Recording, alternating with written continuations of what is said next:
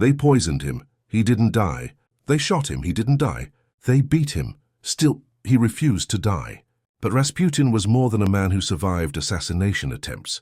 He was a peasant who rose to control the most powerful royal family in Russia.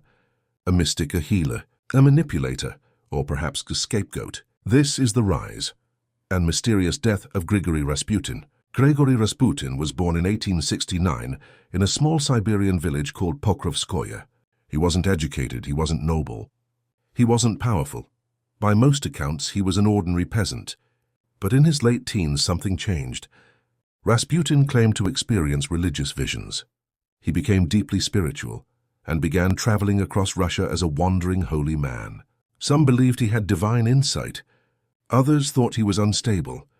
But one thing was undeniable. He had an intense presence. People listened when he spoke. And eventually, the right people heard about him. At the time, Russia was ruled by Tsar Nicholas II. His only son, Alexei, suffered from hemophilia, a deadly blood disorder. Even a small injury could cause uncontrollable bleeding. The royal family was desperate. In 1905, Rasputin was introduced to them, and something extraordinary happened. When Alexei had severe bleeding episodes, Rasputin prayed over him, and the boy's condition improved. Was it hypnosis? Was it coincidence? Was it faith? No one knows for certain. But Empress Alexandra became convinced Rasputin had been sent by God to save her son. From that moment on, Rasputin had access to the inner circle of the Russian Empire, and that changed everything. Rasputin began influencing the royal family's decisions.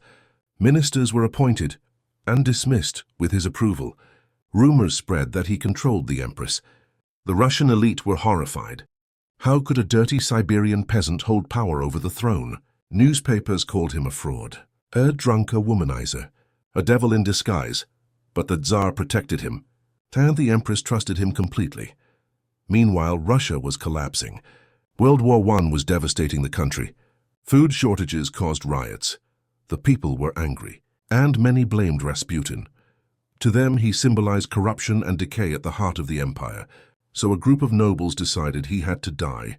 In December 1916, Prince Felix Yusupov invited Rasputin to his palace.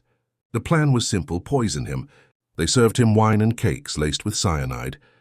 Rasputin ate them, and nothing happened. He drank the wine. Still nothing. Panic set in. Yusupov pulled out a gun and shot Rasputin in the chest. Rasputin collapsed. They believed it was over. But when Yusupov returned to check the body, Rasputin's eyes opened. He stood up and attacked. More shots were fired. He was beaten. Finally, his body was wrapped and thrown into the icy Neva River. When authorities later recovered the body, reports claimed water was found in his lungs, suggesting he may have still been alive when he hit the water. Before his death, Rasputin allegedly wrote a letter to Tsar Nicholas II. In it, he warned, "If I am killed by nobles, the royal family will not survive more than 2 years." Within months, the Russian Revolution began. In 1918, the Tsar, his wife, and their children were executed. The Romanov dynasty ended. In the end, Rasputin didn't bring down the Russian Empire. The empire was already collapsing.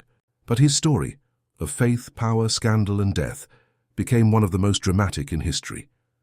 They poisoned him, they shot him, they threw him into a frozen river. And more than a century later, we're still talking about him